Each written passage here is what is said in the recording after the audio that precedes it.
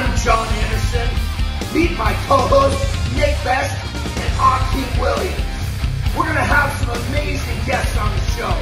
Buckle up tight, because we're going to be talking about the shit you're not supposed to be talking about. We're going to be discussing anything and everything it takes to become a Legend of Iron. Legends of Iron is brought to you by Musclements. Musclements is the creator of Carnivore Pure Beef Protein Isolates. Beef builds muscle, and Carnivore is the world's #1 selling beef protein. Welcome to another edition of Legends of Iron. I'm Jon Andersen. With me always, my partners in crime, Nick Best and Akeem Williams. We have got a killer show for you today. We've got a monstrous show for you today because our guest is a monster, or maybe we call him a dinosaur. T-Rex, to be exact. We have got one of the best strongman in the country, in the world, and he is coming on strong. He's getting better by the year. This guy is definitely someone you'll watch. He's entertaining. He's strong. He's pretty much got it. Let's welcome Evan T-Rex Singleton to the show. What's going down, my brother? How you doing, brother? Good to be here. Good to have you on the show. Come in! Nick! What's up, bud? How you doing? Good, man. Just monster of a man. You barely fit in that goddamn screen, brother. Holy shit. I'm on it kind of far away from me just so I can get my shoulders in it. I love it. I love it. Well, real quick, where did T-Rex come from? Is that something that where did that get let's a little backdrop on the nickname? It's one thing that has personally developed a little bit of meaning to me over time, but initially it was I got my T-Rex tattoo on both of my hands, and I got that about 2 months before my first competition in strongman in 2018. And people at the competition started calling me the T-Rex, and it's honestly something that I've just kind of stuck with and ran. So, a good nickname sticks, you know, it goes out once, people grab it, and there you go. I love it. I think it fucking fits you perfectly, brother. So thank you. Well, let's go back in time. Let's go back in time. Now you're one of the world's best, top of the food chain in the strongman world, but there was a time when you were fiddling around with some different stuff. You came, forgive me if I'm wrong, right out of high school, you went right into wrestling. You got signed with WWE, correct? Yes, sir. I got signed to WWE at the end of my 18 when I just turned 19. Yeah. So you're just a kid.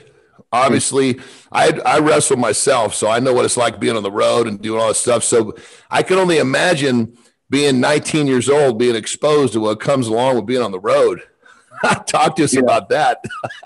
Yeah, it was definitely wild, especially because I would say that at 18, 19 years old, I didn't have a lot of worldly experience.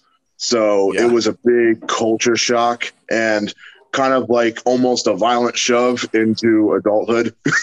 Yeah, I bet. I've only been out of the state of Pennsylvania where I was born and raised maybe like 2 or 3 times.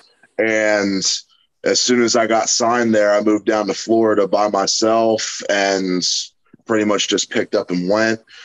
And yeah, the world of wrestling is definitely an interesting one. That's for sure. Now, I got to ask a question, man. What is it with strongman in Pennsylvania? I noticed a lot of strong guys in Pennsylvania. For real. See, the thing is, there isn't shit to do in Pennsylvania. So you either hunt or you pick up rocks, and that's pretty much it. That's it. Working hard is in the culture over there too. You know. Yeah. We've got all the Amish, so yeah, all those fuckers build a barn in like 30, 45 minutes. So basically, you grew up pulling buggies. Yeah. Let's cut the whole buggies like a Clydesdale. I love it. Well, give us a little more juice on, most people have never really understood. I mean, people see wrestling, they see in the ring, they see coming out of the curtain. What they don't see is all the shit that goes into making that fucking 12-minute match. And at 19, when I started wrestling, I was in my 30s, and I had, like you said, I had the worldly experience. I'd traveled all over the world, so I was able to take all of the shits, all the temptations, and kind of keep them at bay. But 19, I wasn't able to do that. So talk to us about some of your challenges there, brother. Well, as far as some of the temptations, that's not something that ever really affected me too much, because I've always been a very goal-driven person. I don't drink. I never tried any drugs. I don't smoke cigarettes. Like, I never did. Good for you. Good for you. You don't see that very often nowadays. Good for you. Yeah. But the reasoning behind that was I was always a goal-driven person, and if it wasn't something that would help me get to my goal and achieve my goal, then I just saw it as pointless and didn't do it. So yeah. I would say that in the wonderful world of professional wrestling, the temptation wasn't necessarily an issue. I would say that I had a lot of issues with just the lack of worldly experience and how to deal with people of different cultures and different personalities and egos. Yeah. Well, let me ask you a question, brother, because you're talking about not drinking, not doing drugs, which is more power to you. That's fucking amazing. Great job. There's not many people that do that. In that world, you're not dealing with people that don't drink and don't fuck around with drugs. That's just the way it is. Oh God. I was the same. I mean, I really drink on rare occasion. So when I showed up into the wrestling world, I was a target for that. Yep.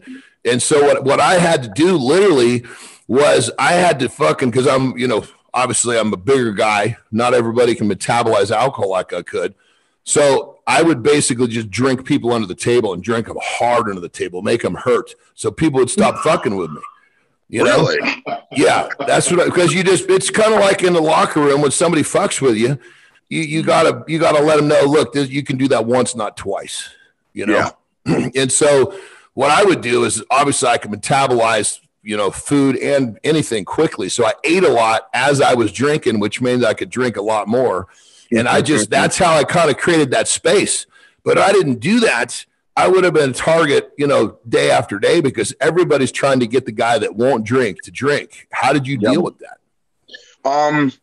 That was kind of a problem, just because there was a couple of things that made me a target. And honestly, the whole not drinking and not doing drugs and all of that stuff was never really made me a target as much as not having any professional wrestling experience, not having any professional wrestling lineage. Like, nobody in my family ever did it. And the fact that I was so young and I was brought up right out of high school. The guy did not like that at all. Well, brother, we had a lot in common. I mean, granted, when I started wrestling, I had basically no experience, and just the way I look is what got me the shot. So I felt that same pressure as well. So I know exactly what you went through. I mean, these people are talking about, oh, remember so-and-so, like he was some great athlete and 20 years ago. And I'm like, yeah, I remember. I'm trying to play along. But I mean, so when you go into that world, these are people who, I mean, think of it like a sport that people love. It's sports entertainment. And if you're not a part of that, you get fucking singled out real quick. And that was me. It sounds like that happened to you too. So I totally understand where you're coming from. That's a tough place to be, especially at 19, Yeah. And I contribute a lot of the difficulties that I had just because I wasn't used to that and I didn't know how to process that at the time. I didn't have that experience with people who were just constantly making me a target. Yeah. I mean, I'm perfectly happy now slapping the shit out of somebody who does that to me, but back then I didn't have that confidence. So. Yeah, I bet. I mean, so because I had read that, when I was kind of checking into what the things we could talk about. One of the things that I don't know if you'd said this or if it was just kind of something that was printed or put into print that you were uncomfortable with backstage. It was kind of like if you're uncomfortable backstage, it's a tough business as a whole. That's where all this shit was going on. So much the locker room. Yeah. Yeah, I would definitely say that. I don't remember saying that, but it sounds like something that I could definitely agree with. I had a lot of problems with people backstage. A lot of stuff that was very two-facey in a sense that they would say something to your face and then they would go like talk shit about what they just told you behind your back. So I had a couple of those experiences. Sounds like pretty much every industry, man. That's fair. Yeah, that's fair. So here's a question. Well, here, I'll give you an example then, without trying to name like names or anything like that. When I first got into pro wrestling, I said it was when I first got into WWE, during one of the classes, they had all the new guys go up one by one, introduce ourselves, and then they asked us, who was your favorite wrestler growing up? And I said I really liked watching Goldberg. I really enjoyed Goldberg. I loved that he would come out there and he would just smash people, and I thought that was really entertaining when I watched it when I was a kid. And I was ridiculed mercilessly for that because Goldberg's not known for his technical in-ring ability. Brother, I would have said the same fucking thing. So we were on the same level. The difference was I was 15 years older than you, so I should have known better. But I remember just being trashed for that. Like everybody in the class, the teachers, the wrestlers, everybody would just give me crap for that. And now I look and I'll get like, I'll see like a clip that somebody sends me of WWE, people talking about Goldberg because he made this big return, I guess. I don't watch it anymore, but apparently he made a really big return and everybody's just like sucking his dick. Like everybody's like, oh, Goldberg's one of the greats and he was amazing and he's awesome to work with and all that. It's just like, you guys picked on me mercilessly for saying that shit like 10 years ago. Fuckers. What changed, right? Yeah, what changed? Is it because he got brought back and now he's being pushed? All right, that's fair. It's just the fact that the wrestling enthusiasts they saw him as, you know, he was a big character. He was main events, but he wasn't technically a great wrestler. And they're trying to you're in a school where you're learning techniques, so they're wanting you to spit somebody out that has greatest tech. They don't care if he was ever rose to the top. They just want to see, did you recognize who was good or not, you know? Yep. In terms of technique. So I get it.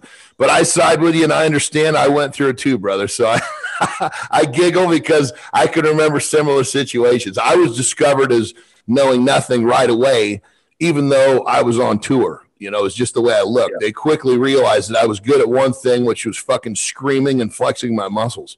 And that was it. I was a shitty wrestler, top to bottom, but I could fight, you know, just the way I looked. If I looked fucking crazy, that was enough, you know? John, they treat you like a chick with big tits, huh? Oh, my God. That's it, you know? That's what it comes down to. You're just a dirty dish towel. You know, when you get dirty enough, they find another one. I love it. It sounds about right. So what was it finally what was the straw that broke the camel's back? It was an injury, as I understand, yeah? Yes, sir. I was performing live with Eric Rowan, and at the end of the match, I took a choke slam, and something happened, and I ended up getting thrown on the back of my head instead of flat on my back. Head bounced up against the mat, and it gave me a hemorrhage in the left side of my brain. Oh, fuck. Yep. Wow. And after about, I want to say it was about 6 to 8 months after that, the neurologist I was seeing told me that if I took another bump like that, that could reopen and I'll bleed into my skull until the pressure would compress my brain and it would kill me. It would be over, game over. No, I mean, there's no joke in there. In Japan, my tag team partner broke his neck in the ring, man. I watched him get his neck broken, just pow, just like that. Yeah. He's running around 1 minute, next thing a minute, he's sitting there talking, but he can't move anything. It's freaky shit, you know. So, yeah. Well, clearly that was not your place anyway, because look at you now, brother. Nope. I at the time, there's no way that I could have seen it as anything other than just pure heartbreak, because I was 19 years old and I made it. I got signed to WWE, and then that happened, and I just feel like my dream was taken away from me. And there was definitely some low points that I had to deal with, but now looking back at it, I see a blessing in disguise, because if that never would have happened, I probably never would have found strongman. And I genuinely feel like this is my calling. I'm doing what I was put on this earth to do. Well, brother, let me tell you, you keep doing what you're doing, they'll come back and want to pay you anyway, and then you won't even have to take bumps. That makes sense. So you just keep doing what you're doing, and they're looking for big dudes like you, especially someone that's made a name for themselves. So you just stay on the path you're on. Once you feel like, you know, strongman is kind of get to that certain point, and maybe you're a little banged up and you're ready to go grab some big checks, you can go back to them. But at that point, all you got to do is walk in the ring and talk. It's a much better gig, you know? Yeah, that's fair. That's fair. So you're finished with wrestling. Obviously, you went through all of the ups and downs, especially as a youngster. That must have been rough. You played with a little bodybuilding. Talk to us about that. Yeah, I did. Here we go. I did one show. I learned really, really quick. Bodybuilding's not for me.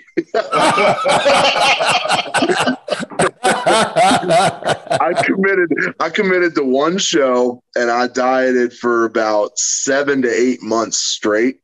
I thought you were going to say days. Fuck off. Damn, Nick.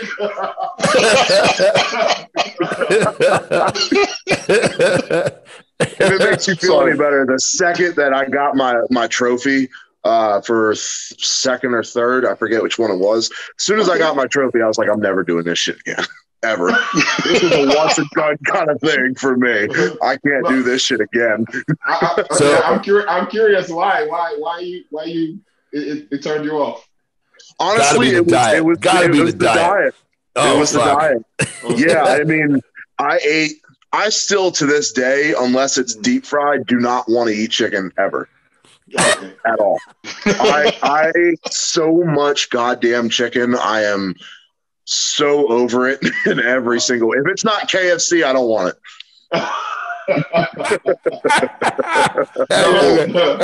What about Popeyes, dude? You gonna keep Popeyes on the sideline? Yeah, I'm sidelining Popeyes for KFC. That's my MVP. Hell yeah. Hell yeah. Extra crispy. I love it, dude. That's good shit. He went on that chicken bench and he's just like, no more. Yeah, you're damn right. You know what? One of my first things when I got back to my house, my show was in New York, so it was about a 4-hour drive to my show. And on my way back, I stopped and I got like $50 worth of Burger King. It was the only thing that was open on the highway. And I did not care. I ordered something like one of everything on the menu. And I just did not care. And I ended up scarfing all of it and then throwing it all up like 10 minutes later. I'm curious, what was your rebound weight? How much did you weigh after it was all said and done? Those rebounds are nasty, man. What, like after the show? After the show? Yeah, what did you weigh in at the show, and then what were you 3 days later? Yeah, exactly. All right, so I was on stage at 239 pounds. So 240. 3 days later, how many pounds? 3 days later, I was about 265, 270. Yeah, there we go. about 30-pound rebound. Yeah, the rebounds. I mean, when you really my first bodybuilding show, I had a 27-pound rebound in 36 hours. I just had no idea how to control it, and it was awful. I mean, it was like I felt like I was going to explode from the inside out. I had so much abdominal pressure. My fucking ankles, couldn't even see my ankle bones. I remember the ankles. I remember that. Yeah. Now, looking back, I thought of my coach, like, dude, why didn't you give me some kind of direction? Just fucking cut me loose and tell me to go eat. That was not what I needed to hear. So how old are you at this point? How old are you at this point at the show? I am 29 years old. No, I'm sorry. At the bodybuilding show. Bodybuilding, I was 23. Okay. So there was a few year period from between WWE and your first show. Is that correct? Yeah, or a year period? There was a long time where I wasn't able to exercise at all because my neurologist was very fearful of the pressure in my head that would put on my brain. Oh, So no it took shit. a long time to get back into shape. And actually, that's what prompted me to pursue bodybuilding, because I wasn't able to train and I wasn't able to do any wrestling. So I fell into a really, really deep depression, and I put on so much weight. I ballooned up to about 385 of bad weight. Oh, wow. Yeah. And I just remember hating what I saw in the mirror every day. And the second that I got the green light to lift weights again, that's when I started. That's when I said, like, I love following bodybuilding, the sport, and I really, I aspire to like what I see in the mirror. So I'm going to commit to this. I'm going to give this a try. And that's you as a person. You're going to commit to something that you want to commit. You want to be committed. That shows a lot. That shows a lot of character that you decided to do the show. You went through with it. A lot of people start the journey and they never finish it. So isn't that the truth? I'm definitely the type of person where I never want to. I want to be able to. I want to be able to die someday without ever wondering what if. I have zero desire to ever wonder what would have happened if I would have tried this. And well, brother, let me tell you, you can see that in how you compete as a strongman, man. You don't leave anything back. Whatever you're going to do, it's 100. It's not 100%. It's like 150%. And that's what makes it so fun to watch you, is that that anything you're going to step up and do is going to be wide fucking open, and that's that type of commitment is, it's amazing to watch, but it's something that people are drawn to. And obviously the fact that you're a fucking animal and everything you do and this commitment, it's a great thing. So brother, going from listening to your channels from wrestling to bodybuilding, and then you found your place in strongman, it speaks of your character in volumes. So fucking good shit, brother. Thank you very much. I appreciate that. Yeah, 100%. And this is just the beginning for you, dude. You just scratched the fucking surface of what you're doing right now. So now we move the timeline forward. So we're done with the bodybuilding show. Somehow we stumble into strongman. Well, my mindset after bodybuilding, because I was pretty firm on the whole, my stance on bodybuilding is I'm proud that I stuck to it for so long. I'm proud that I went through the entire process. I put together a routine, mixed my music. I got up on stage. I got my trophy. I did everything that I said I was going to do. I have the pictures, the trunks, and the trophy to prove it. With that being said, I am never doing this shit again. So in my mind, I wanted to do something that I could do and be competitive in that was weightlifting related, because I started lifting weights when I was 14, not for strength purposes more than anything, just to get in shape and help me with amateur wrestling, which I was really good at. I just love the way that lifting weights makes me feel. So I wanted to do something weightlifting related that was competitive, that wasn't bodybuilding. So I looked around online and found a powerlifting and strongman gym in my local area, McMillan's Training Systems in Lancaster, Pennsylvania. And I went over there, and I actually had the intent of starting with powerlifting because it was a lot simpler.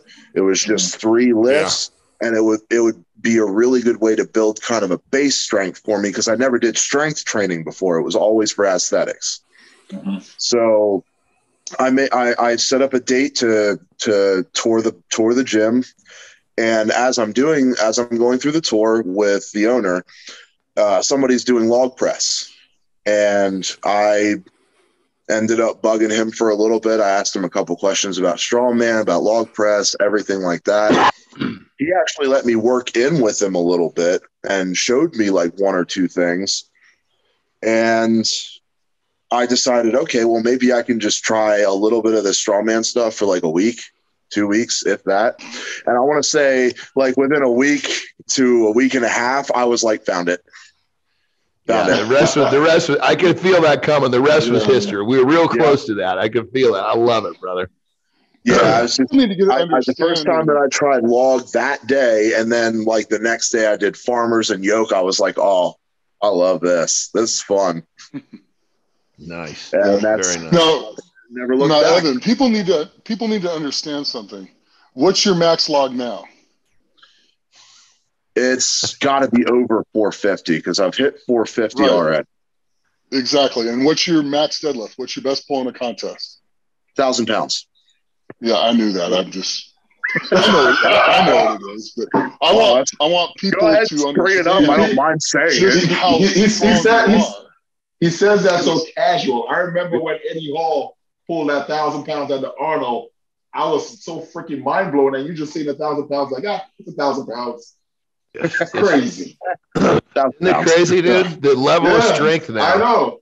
I mean, hands down, the strongmen are the strongest people on the planet. I love powerlifting, but when you come right down to it, you don't. There's so many 1,000-pound plus pullers in the strongman circuit right now. It's fucking insane. It's insane. The night that I pulled 1,000 pounds in Manchester, England, I was one of 7 guys that pulled 1,000 pounds plus that night. 7 in one comp. That's crazy. Wow. That's over half of the field. Dude, talk about an environment to pull heavy. Yo. I remember when I did 850. I was on Mountain Everest, because I couldn't believe that I could pull something like that. And hearing these guys talking about they pull 1,000 pounds is fucking insane. Oh, it's crazy. It's crazy. Mm-hmm. And the thing about it, to go from 850 to 1,000 is a quantum leap. Yeah. Quantum leap. Yeah. Night and day. You know? Yeah. Night and day. Yeah. I mean, once you get that heavy, even 10 more pounds makes things just impossible. Exactly. Yeah. You know? It's funny how once you get so heavy, you just get so excited about a 5-pound PR. It's wild, man. It's wild. And your positioning, your body positioning, your technique and leverage, if it's off just the littlest bit, ain't going anywhere. Yep, absolutely. Crazy stuff. So you basically found your spot right away, which is great. So you're now, how old are you now at that 29. time? No, I'm sorry. How old are you? I need to pay attention to the questions more. It's all right, brother. We're having a fucking good time here, I would say that I found the strongman gym when I was like late 24, turning 25. Oh wow! So you're literally, you've only been in, I knew you'd only been in the sport a little while, but you're talking like 3.5, 4 years tops. You've been in the sport, and you went from a guy who had just become, disenchanted with bodybuilding to a world elite in a basically a 4-year period, which is pretty fucking awesome, dude. Yeah. Yep. My first competition was April of 2018. It was North Carolina's Strongest Man, and the winner of the open glass got a qualifier to Giants Live North America. And so that was it. You basically won that first contest and went right into the big time. Pretty much. Yeah. Yeah. How did you do in that first Giants Live contest again? What's that? How did you do in that Giants Live contest? I took 8th. And how did you do the next year? I won. Exactly. That's fucking insane. That's insane. Nick, he's so humble, man. I know. That's why. Yeah, he's so humble. That's why I'm pushing some of these issues, because people need to understand. Yeah, man. He's a freak. He's a freak of the freaks of the freaks. Oh, I mean, what he's done, unbelievable. Evan, you can talk your shit, man. Yeah. You don't have to be that humble in this entire no. country. You can talk plenty. And I'm skyrocketing American Strongman to the stratosphere. We're going to pass all those shitty Europeans. And I'm taking the world's strongest man title from that giant, bug-eyed Scot, Tom Stoltman, and I'm bringing it back to the States, baby. There we go. Keep preaching that shit. Because let me tell you, bro, the more that you cut promos like that and the better you do, which you're doing both, that's when WWE is going to come and say, hey, come and talk on our microphone. But by the way, there's a 7-figure check that comes along with this. You're not going to have to take any bumps. So just keep doing what you're doing, brother, because entertainment value is value in any sport, you know? So you're crushing it, brother. It's almost to the point where it's kind of effortless for me just because I'm a natural entertainer. I love doing the live shows because I feed off the energy of the crowd. It helps me lift better. And it's just kind of like easy for me, honestly. It's just I don't even really need to think about it too much. Like I just go out there and I have fun. That's called the it factor, brother. That's the it factor. Some people just have it. They can just, when the time is right, they just come alive. And that's what it's all about, you know? So, dude, keep fucking doing what you're doing. Keep talking that smack. Keep lifting the big weights because it's all – here's the thing. You're backing it up. I mean, the short amount of time you've been in the sport and how far you've traveled, and you're traveling at such a fast pace, brother, this is what it's all about, you know? Let's go. So here's a question for you. How do the veterans in strongman treat you as opposed to the veterans in wrestling? There's no comparison. There is literally zero comparison I could ever fucking make to strongman competitors versus wrestlers. Because not only in wrestling were the veteran wrestlers dicks, the new wrestlers were dicks. The lower level wrestlers were dicks. I was shown nothing but love and support from every single strongman from my very first show. And then, oh God, like everybody in the amateur circuit was amazing. But the second that I made it to the pros, how fighting all of you guys were, like how willing you guys were to help and give advice and show support for each other, especially me being brand new to the circuit. I must have, oh God, my perfect example was with you, Nick. One of my first World's Strongest Man in 2020 where I competed, me, Bobby Thompson, Maxime Boudreau, and Gabriel Pena, we sat in the meeting hall where we were having our meals for World's Strongest Man. This was like 2 days before the qualifiers. We were sitting at our table talking to Nick for hours because he was just sitting down there and he was just giving us stories and he was giving us advice. And I remember Nick coming up to me numerous times throughout the competition, just like, all right, you're getting ready. Focus that anger and that energy. Do this, and this. You're going to be just fine. You're going to go out there. This is your event. Go kill it. Like he was doing that the whole comp. And that was the first time that I met Nick. So the overwhelming support from Strongman is just, it's unmatched in anything I've ever done. It really is. Yeah. Nick, very true, bro. Question, Nick. You sure. You think the reason why there's so much support from, you know, the older strongman to the newer strongman is the fact that you guys are such an elite group of athletes? Meaning that there's not many people could do what you guys do? Yeah, that's some of it. Yeah, absolutely. And then also, we want the sport to succeed. We're making some money, but there's a few guys that have made money off this sport, like good money. But everybody else, we're doing it because we love it. We love the sport. And we want to see the sport succeed. And if you don't teach the younger generation, you know, all the pitfalls of it and how to get their head right while on camera and what to focus on and what to go after and what to ignore and stuff like that.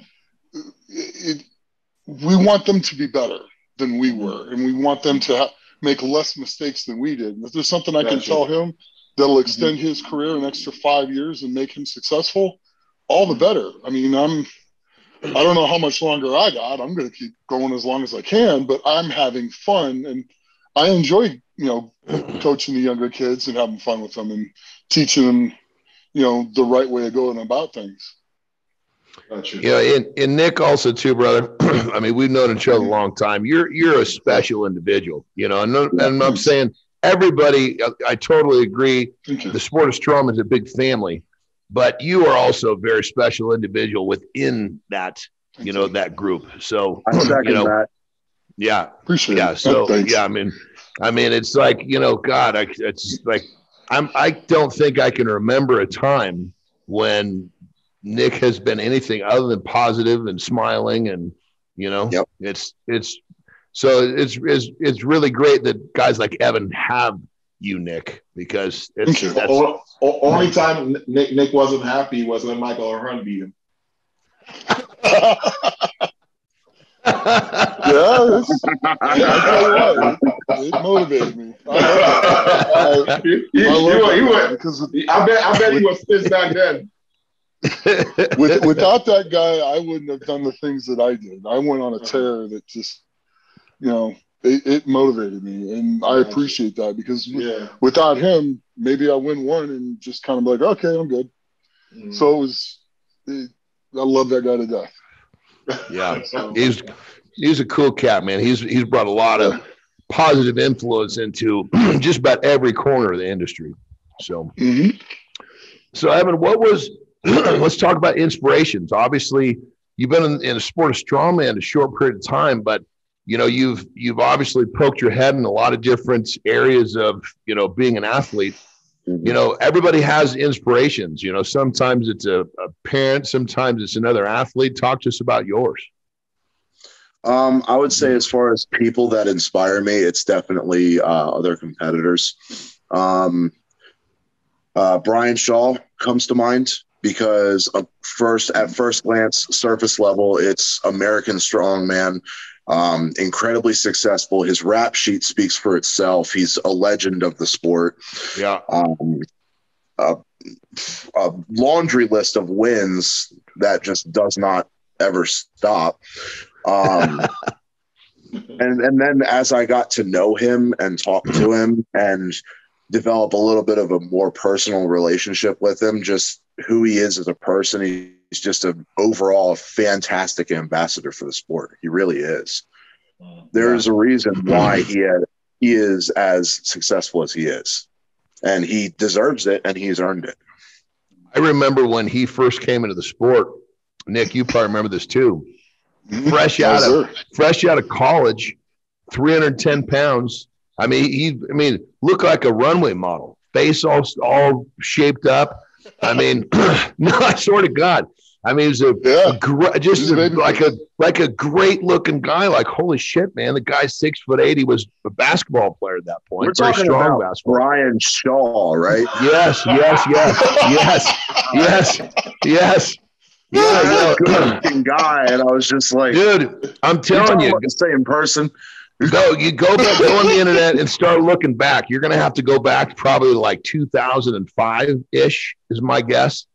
But I mean, I believe I was actually judging at a contest. I was judging the lightweights. It was Van Hatfield's contest in Utah where Brian turned pro. Were you there too, Nick? Yeah, I was competing in that show. Were you really? No shit. Yeah, that was the first show. So in 2005, I turned pro at Van Hatfield's show. And then in 2006, Brian turned pro at that show. I was competing. I gotcha. That was my first contest as a pro. Okay. Yeah. Hey, Nick. Yeah. Nick. Yeah. In 2005, I was in 7th grade. I do. Evan,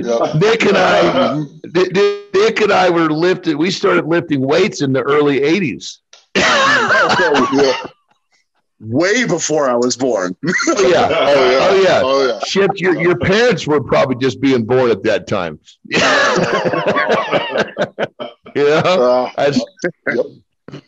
Yeah, but I agree. I mean, Brian he's a special guy, and obviously a great ambassador of the sport, and obviously a great role model, and the fact that you get to kind of follow in his footsteps, because you're kind of, I mean, you're one of those, and I say this with love, you're one of those overgrown guys that, you know, fits that mold, just like you guys don't fit into cars. You guys, it's like you live a slightly different life, you know? Yeah.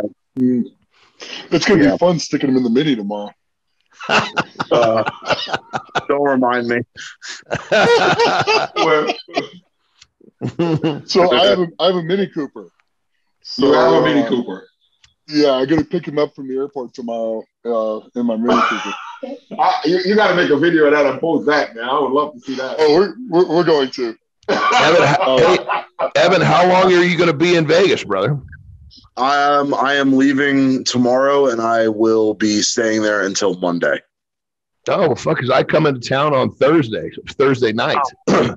Yeah, I'll be there for a week when my daughter's got a national championship cheerleading event. So I'm going to be there for the weekend for her, but then I'm going to stay a little bit longer. So obviously Valentine's Day. Wait, this upcoming weekend? Yeah, this Thursday. That's what I'm talking about. Thursday is I leave. What is today? Oh, hell yeah. Yeah, we're just talking a few days away here, brother. Hell yeah. You know? Let's get together then. Fuck yeah, for sure. Yeah. Let's do it. Yeah, absolutely. So obviously inspirations you dropped off other competitors. Is there somebody outside of strongman? Obviously, somebody had to inspire you before you came into the sport. Talk about those people. I'll be honest, nobody really comes to mind off the top of my head anyway. I'm a sucker for an against all odds story. So like you listen to a story, like a perfect example would be Keanu Reeves, the actor. I love his story so much because of all of the bullshit that he went through, and he still managed to not only be like a Hollywood star, but just all the shit that he overcame, and he's still like a genuinely cool person. Like, I'm a sucker for stories like that. I love stuff like that. So you were literally just kind of driven, you know, wasn't it like you weren't looking at somebody saying, I want to be him. You're saying, I'm going to be fucking good at something. I just got to figure out what the fuck it is. That's fucking really cool, brother. You know?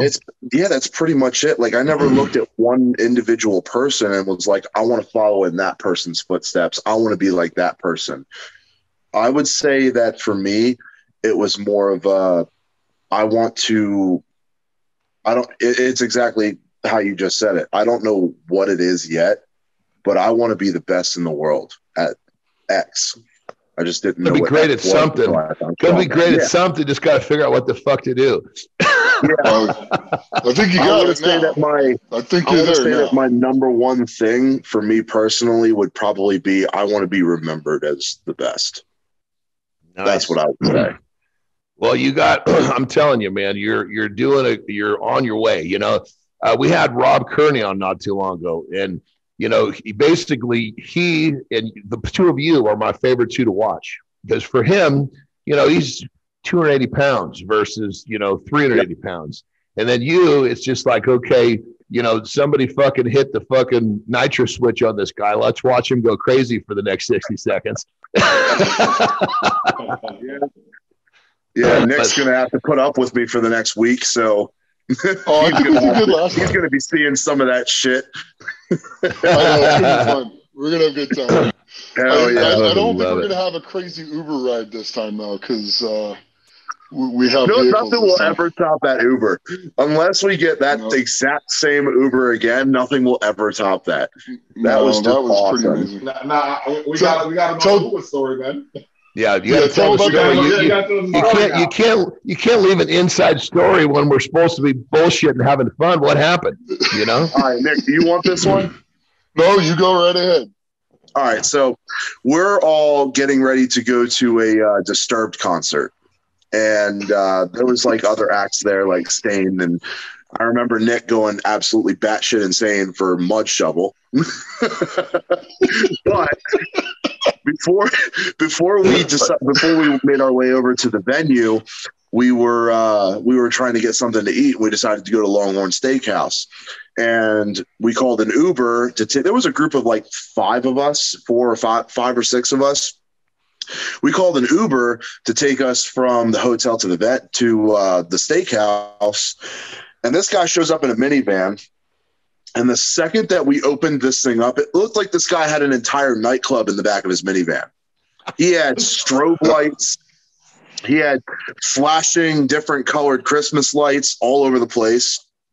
He had a banging stereo. And this motherfucker had a fully functioning Super Nintendo in the back seat. Christ. Like, this was like the cash cab, but for like millennials. This was awesome. We were playing Mortal Kombat the entire way to the steakhouse. That's hilarious. Nick, do you play video games? I play a lot of video games. Okay, well then, shit, that's you fit right in there. I haven't played a fucking video game in a couple of decades at least, so I would have been watching the action. Yeah, my kids like to play Fortnite, so it's something fun I can do with them. Yeah, so I'll play Fortnite with the kids and Assassin's Creed, and there's a slew of other games, The Witcher, stuff like that. So Witcher 3. So it sounds like you guys had a hell of a fun Uber ride, huh? Yeah, we had even more fun at the concert, though. Yeah, the concert was definitely a night to remember. That was my first ever metal concert. Yeah, dude, Nick was telling me about the experience, and he was like, Evan was just fucking mauling people, man. He's like, hope no was seriously hurt after that. Well, yeah, I mean, you having fun is like a fucking bull running through a china shop, That's just the way it works. Evan's never been in a mosh pit before. Nope. And I'm really glad, actually, we didn't know Sting was going to be there. So they were sitting there playing, and the whole concert, I'm just waiting for Mud Shovel. Just waiting for it. No, tell them what you really did. After every single song that they played, as soon as it would get quiet and the instruments would cut off, Nick would just start going, Mud Shovel! Mud Shovel! As loud as he could. Yeah. He was in the zone, baby. They finished with Mud Shovel. Yeah, that was the last song they played. I won't confirm or deny that I could have started the mosh pit. You did. I was there. So started a mosh pit, started going. It was fun, though. I mean, I was bouncing off of people. I didn't pummel anyone. It was fun. Yeah, no, when I was saying that, I was saying that with love. Well, obviously, when you got a 330 and 370-pound guy bouncing off other people, your bounce and their bounce are going to be a little different. Yeah. The best part, though, is watching people try to hit Evan as hard as they could, and they just bounce off of him and go flying in different directions. And Evan's just standing there going, guys, just, I'm just kind of walking, man. Just go ahead, have fun. So it was fun to watch. It was a lot of fun to watch. It was fun to do. It's such a great time. I'm just glad the guy that got knocked out was nowhere near either one of us. Yeah. So tell us about your favorite story in competition, because obviously you compete with, you're so intense, you're animated. Obviously, we see what you look like from the outside. Talk to us about those moments where what you see from the inside, and what were your favorite moments? I try to keep it when I'm backstage with the guys in between events. I'm really trying to focus on keeping my heart rate down a little bit and just trying to calm down, laughing and joking around just like we are right now backstage, keeping it very lighthearted. I would say that when I'm getting ready to step onto the competition floor, I want to say maybe a minute and a half to 2 minutes before that, that's when I start kind of getting into my zone a little bit, and I actually start making myself angry. I start thinking about a lot of the shit that's happened to me in my life that may not have been the best or most favorable, and I use it. I put myself in a state of anger. So like perfect example, and I do this when I train too. When I go for a really heavy set when I train, I tell people around me if they don't know my routine, because it's a pretty regular thing. I tell them when I start getting there and getting ready for my top set and I have my music going, leave me alone. Like, I don't mean to be a dick. I really don't. But don't talk to me until I'm done with my set, because and it's funny because I love the people. I love the haters online, first of all, because whenever I post a video and I have a little bit of that in the video, there's always going to be haters that are like, oh, it's so cringy. Why is he overacting for the camera and stuff like that? And I just think it's funny because that is like real. That's me. I'm not putting up a show for the camera. I'm not doing it for the crowd at live events. Like, I'm doing what I need to do to get to that mental place to lift that heavy ass weight. So, but and let's just pretend that was a show. You're competing in a show. So people that talk smack about that, these are people who have never been in that situation where, just like Nick's talking about, trying to make the sport succeed. Walking out there like a fucking librarian is not going to get people their butts out of the seats, Exactly. Who are you, if you're watching a strongman comp, who are you going to focus on? The guy who comes out, lifts the weight, and walks off? The guy who lifts the weight and then walks off? Or the guy that shouts at the crowd, he steals the microphone from the MC, he lifts the weight, he screams while he does it, and then he has the celebration before he walks off? Who are you going to focus on when you're watching that show? No fucking brainer. The third guy, definitely the third guy. And the fact that you train the way you compete, it's just people. When you say people are hating, it's because they just have no understanding what it takes to get into that space, to put yourself through some of the things that a top athlete goes through. I mean, it's not like it's out. It's not like sitting in a fucking warm hot tub, sipping a fucking glass of wine. You're out there fucking. I mean, hands are being torn off, muscles are fucking splitting. I mean, it's all out war. And, it's like telling somebody who's, getting ready to go to war, you shouldn't get so excited. Shut the fuck Exactly. up. Like, I never understood that. And the reason I train the way that I do is so that it's an easy transition into competition. Absolutely. And I actually picked that up when I was an amateur wrestler. My coach, who was a big mentor to me growing up, my wrestling coach, Steve Hess and Mike Fowler, they practiced and preached, you should practice the way that you're going to wrestle. If you're going to come into practice and you're going to go like 60% the whole time, don't expect to be a monster on the mat when it really counts. Train the way that you can. The bottom line is you just keep doing what you're doing. They love you or they hate you. It doesn't fucking matter because you're getting They're talking about me. That's the important part. That's it. Love me or hate me, I'm doing my job because you're talking. That's right. That's right. Because I got a story that pertains to that specifically. Let's go, baby. I love it. Everybody gives me shit about the pro wrestling thing. I come from pro wrestling, and now I'm super charismatic when I compete. Oh, he needs to leave that wrestling shit in WWE. Yada, yada, yada. All right, so I'm doing Giants Live Glasgow, and this is the home of the Stoltman brothers. And they're competing in the show with me. And I am on the fourth of the fifth event, the car walk, and I'm going against Tom Stoltman, rating World's Strongest Man, crowd favorite. And I end up before I tell this part, the entire show, for the most part, everybody was kind of cheering for the Stoltmans and Andy Black because they're all Scottish, but crowd was kind of quiet and crickety for the rest of us, no matter what we did or how well we did. So before this walk, I knew I was going to beat Tom in the yoke because I'm faster than he is in yoke. I know that. So in my head, before the event started, I was like, all right, you motherfuckers are just going to be quiet when we compete. If you're not going to cheer for me, I'm going to make you boo me. So there we go. Yeah, you can watch this in the show and you can still hear it even in the recording. Like the reaction from the crowd was overwhelming. I beat Tom in I beat him in the car walk, and then after we were both done, I leaned over the windshield. I looked him dead in the face, made eye contact with him, and went like this. I gave him the John Cena, you can't see me. And I tell you, man, the wave of just boos that I got when I did that, well, I felt like the most successful heel like ever.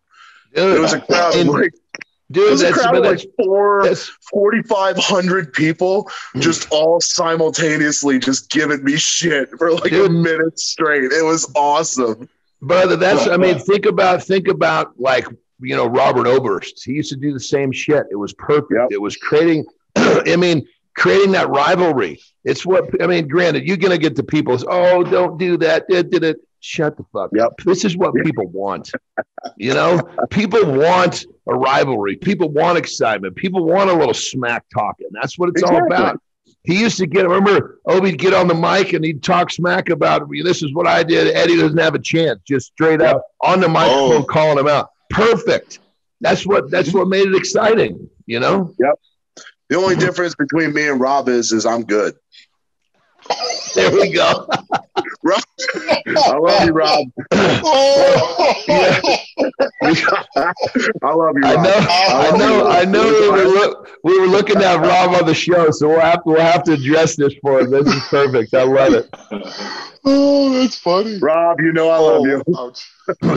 We've actually had quite a few, you know, fun moments. When I say fun, because it's exactly what it is. Guys calling each other out, and that's good shit. That's what it's all about, you know. You can also tell him you can deadlift. Yeah, I can deadlift over 600 pounds. Yeah, he got. I mean, granted, you know, he got completely crucified for talking smack about deadlifting on the Joe Rogan show. But I mean, when it comes down to it, you think a deadlift really is specific to certain sports. You know, you're not going to put certain type of athletes at risk of the lower back, you know, when it doesn't make sense. But unfortunately, nobody heard that part of what Robert was saying. They just fucking said, you know, they just tore him up. But, yeah, they heard "don't deadlift" and they stopped listening and lost their minds. Yeah, and Robert, of course, he's smart enough to realize that he's getting some heat one way or the next. You know, it was all good with him. No, he did the smart thing, because as soon as the internet exploded, he made shirts saying it's not a crime to not deadlift or some shit like that. And he capitalized on that shit. He was fucking smart when he did that. That's going back to the Brian Bosworth days, you know. He'd fucking make a controversy, then make a shirt, you know, crucifying himself, and make fucking 50 grand on T-shirts. It was great, you know. That's what it's all about, you know. I fucking love it, dude. That's good shit. So you really, when it comes down to it, talk to us about that was a great story about the event with the car walk. Talk to us about another one. What's your favorite? If you had to think of your favorite, like that event where you just had that everything was in slow motion, and it was like you have those moments where it just everything kind of falls into place. Even though you're moving fast, everything seems slow. You have those moments competing. Talk to us about your favorite one. I want to say that, like, I've had this on 3 different occasions, and it was all in the Stones. It was the final event. Okay. And honestly, it was genuinely when I won the competitions. I won Giants Live North America 2019. I won Giants Live Manchester 2021, and the Arnold UK 2021. I won all 3 of those shows. Now, with Giants Live North America, that was my first pro show win. And you can never forget your first. No. You know what I mean? That always stands out to you. And it was just, it meant so much to me, because it was the first time I qualified for World's Strongest Man. Brother, you know, going back to my days competing in strongman, my first international win was a North American Championship, and it was like in I guess it would have been the tail end of my rookie pro season. And I was like, this is fucking great. Well, that was the last fucking one. Winning an international show is a fucking son of a bitch. The fact that you've won 3 already is huge. Absolutely huge. And we're talking monstrous shows too, you know? Oh yeah. Every competition was stacked. Yeah. Manchester 2021, that was the show where I deadlifted 1,000 pounds. And when I came into strongman, I'm 6'6". I never deadlifted for any reason other than just working on a little bit of lower back for bodybuilding, I never deadlifted for strength or heavy weight. So coming into strongman, I had a very, very weak deadlift, and I had to bust my ass to get it where it is now. So pulling 1,000 pounds and being one of the very few Americans who have ever done that in the history of the world means a lot to me. And then to top it all off, I had 2 back-to-back appearances at World's Strongest Man where I just had the shittiest luck. In 2020, I was winning my heat. My rookie year of World's Strongest Man competing, I was winning my heat, and I tore my distal bicep tendon off of my left arm completely off the bone on the last event. And it stopped me from going to the final. And then in that's a fucking heartbreaker, man. Heartbreaker. I was destroyed, man. I was so heartbroken about that. And then 2021, I was confident that I was going to win my heat again because the events were really good for me, and I was the strongest and fastest I've ever been. And it was in Sacramento, California last year. The second that I landed in California, boom, stomach virus. So for the next 4 days, I was just throwing up, diarrhea. I couldn't drink any water. I couldn't eat any food for the entirety of those 3 to 4 days. I lost 40 pounds in that time. Brutal. Yeah. I was so deflated and pale and dehydrated when the competition started. Honestly, it's kind of miraculous that I didn't get injured competing in that condition. Yes, it honestly. is. Honestly, it was awful. Yeah, I mean, the level of dehydration, your muscles were just ready to fucking explode. Exactly. Yeah. I'm really so shocked dry. that I made it out of that without an injury. Well, you're in your 20s, you got a lot more flexibility. In another 10 years, it's going to be different.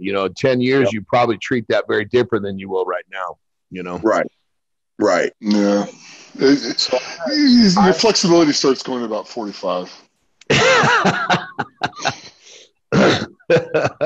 did you turn? You got a good long way to go. That was like 25 years ago, right?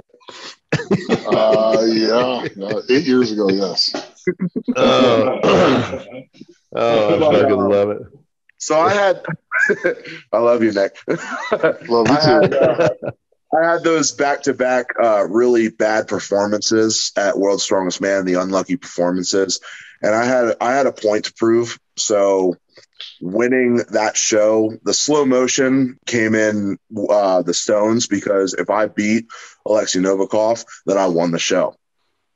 And I ended up winning him. I saw my stone land first. My hands came off, and I knew that I won the show just then. And that just meant so much to me that it's not like that was more of a reassurance to me than anything else that I can win World's Strongest Man. That wasn't 2019 North America's wasn't a fluke. Like, I am actually good enough to win it. And then the Arnold UK, I mean, same thing. I mean, I won the inaugural first Arnold UK Strongman competition. It came down to the stones. Me and Alexei Novikov, we went into the stones with him at like a 1 or 2 point lead, and I ended up beating him by like 2 placings. So we ended up actually tying on points, but because it goes to who did the stones faster, that was me. So I ended up winning the show. Damn. Just the slow motion thing that you were talking about honestly happened all 3 times during the stones. That's killer, brother. I mean, those are those moments that you want. Those are the best moments, man, because it's like you smell. It's like you get to really kind of. It's like you can think back to that time, and it was just a few seconds, but it seems like it was so much longer because everything's so clear. Yeah. Good shit, brother. That's fucking good shit. I love it, man. Yep. I love it. All right, here's a question for you, brother. So we got a time machine. You can get in that time machine and you can dial in the exact day and the exact time You want to go back, you're going to go back and you're going to talk to yourself. You're going to give yourself a piece of advice. When do you know, where in your lifespan, where in your timeline, where do you go? How old are you? Where are you? What are you doing when you go as you are right now today and talk to that younger version of yourself? And what do you say? I would honestly tell my 10-year-old self to start strength training. Honestly, like, I don't want this to come off sounding arrogant, but I know for a fact that if I would have started strongman and powerlifting and strength training specifically at a much younger stage in my life, I would have already won World's Strongest Man more than once. I know I would have. Well, I mean, look at you, just like a minute you're talking about, you didn't deadlift for any reason. You didn't never deadlift for strength prior to strongman, and now you're 1,000-pound deadlifter, which is a fucking amazing. It's a very short period of time to develop a deadlift like that. Yeah. So if you stacked another 10 years worth of training on this, I have to imagine what you're saying is absolutely true. You know? Yeah. Like I don't regret my time spent in WWE or doing the bodybuilding. I don't regret any of that at all. Absolutely, I don't. But I can't help but think if I would have started strongman when I was like 14, like some of the crazy Ukrainians and Russians, Jesus, it would be nuts where I would be at right now. Yeah, no, I mean, it's very true. I mean, some of these guys now in Europe, they're learning these techniques. You know, they're fucking prepubescent, you know? Yep. It's crazy. It is wild, though. I think it's cool, personally, when I go into a strongman comp and I'm going up against guys who have, like, years and years of it. Like, I compete against Brian Shaw. I compete against Andrunas Savickas. I compete against Alexei Novikov, Tom Stoltman, like, all of these guys. And, like, Alexei Novikov is, like, 25, and he's been doing this for over 10 years. That's crazy. That is insane. Yeah. And it's funny. To me, it's funny just because every competition I go into, I'm always the guy with the least amount of experience.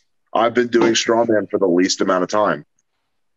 Yeah. It's just, it's awesome. Oh, that'll change. That will change. Oh, I know that. Yeah, I'm not going to be the youngest forever. Yeah, you just got to keep doing what you're doing, brother. All you got to do is keep doing what you're doing, you know, and that's you're on the path you need to be on. There's no question about that. Yep. You know. Thank you. So just remember, it doesn't matter when you get to the path. It matters that you walk the path and do the path. Damn straight. So you got there. Doesn't matter if you started earlier. It doesn't. I got there at 42. That was my first time when I got there. I was 42 years old. So you're there at 27, 28? You got a long time ahead of you. Long time. Yeah, so bro. That's Nick's right. All you got to do is keep doing what you're doing. Keep doing what you're doing. You know, it's not in a situation like yours, that big gold trophy home. There we go. In a situation like yours, just one. So the first one is just going to be for conversation starter more than anything. I'm going to put it in the center of my dining room table. Everybody sees it when we're having dinner. They can look at how amazing I am and what all I've accomplished.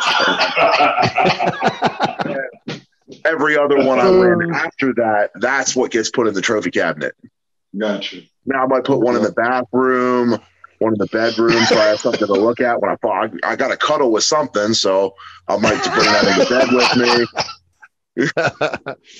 Well, brother, you're one of these guys that you looking at your journey, especially after hearing you talk your timeline through.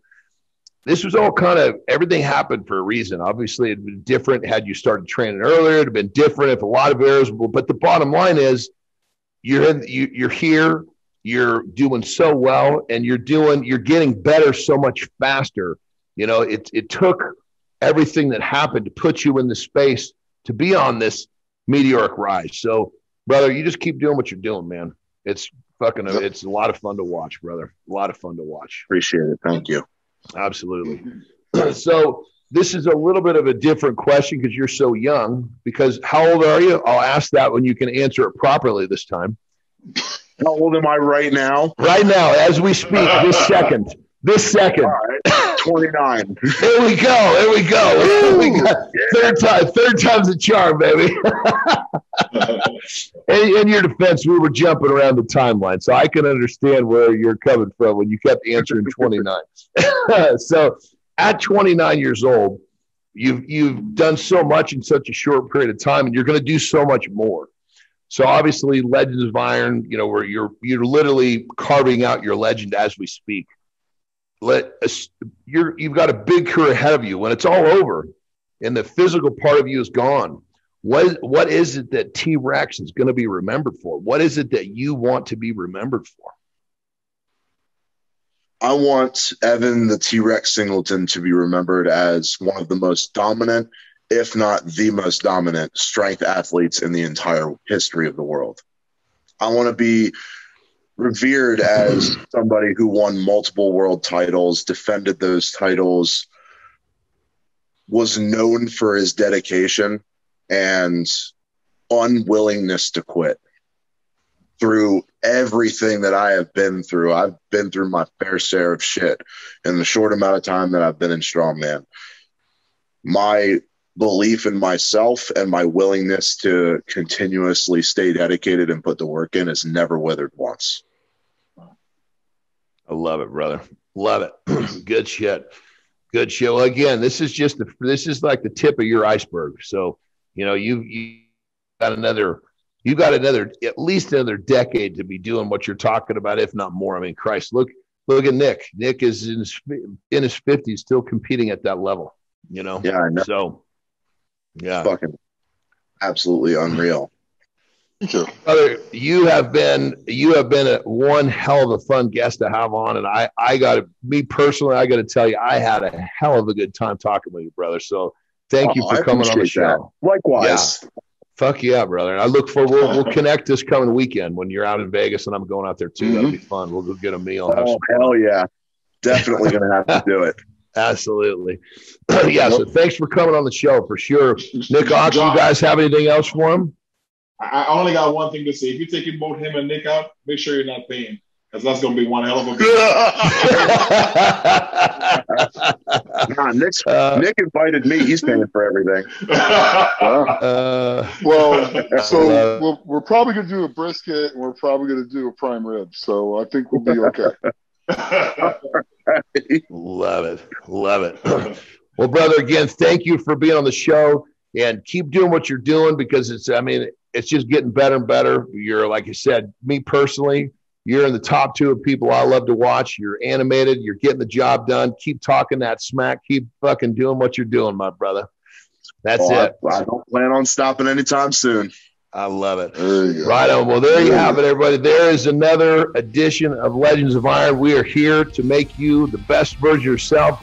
We've got Evan T-Rex Singleton here sharing his stories to motivate you. Again, we're here to motivate you and make the best version of yourselves. Keep kicking ass out there, everyone. There's another edition. See you next time. Legends of Iron is brought to you by Muscle Mints. Muscle Mints is the creator of Carnivore. Beef builds muscle, and Carnivore is the world's #1 selling beef protein.